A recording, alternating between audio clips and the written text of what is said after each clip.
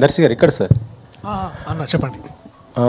అంటే ఆడియన్స్ మీ నుంచి అంటే కామెడీ కంటే కూడా సీరియస్ క్యారెక్టర్స్ కోరుకుంటున్నారు. బలగం కానీ లేకపోతే మొన్న వచ్చిన కోర్టుకు ముందు వచ్చినటువంటి డార్లింగ్ అంత ఆడలేదు. సో ఇది చూస్తుంటే మళ్ళీ ఇది కామెడీగా ఉంది. ఎలా అనుకుంటున్నారు మీరు ఇది? అంటే ఒక కామెడీ చేసిన తర్వాత మళ్ళీ కోర్ట్ లాంటి సినిమా వస్తే కూడా బాగానే ఉంటుందని అన్న ప్రేక్షకులు ఉన్నారు, అన్న ఫ్రెండ్స్ ఉన్నారు, అన్న ఎంతోమంది ఉన్నారు. సో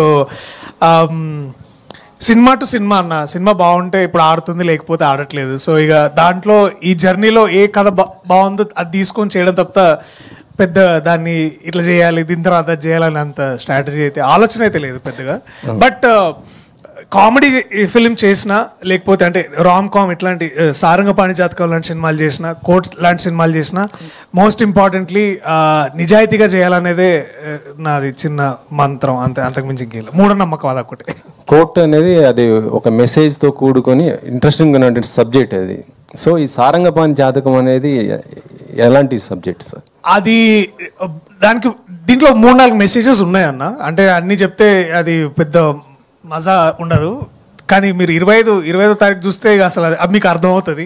అండ్ ఆ మెసేజ్ మీరేం మెసేజ్ తీసుకున్నారనేది నాకు మీరు చెప్తారని నేను వెయిట్ చేస్తున్నా. అంటే మీరు జాతకాలు నమ్ముతారా? నిజంగా నమ్ముతారా జాతకాలు? నేను నాకు కాన్ఫిడెన్స్ ఇచ్చేదాకా నమ్ముతా. ఎందుకంటే కొన్నిసార్లు చెప్పినవి జరిగినాయి, కొన్నిసార్లు చెప్పినవి జరగలేదు.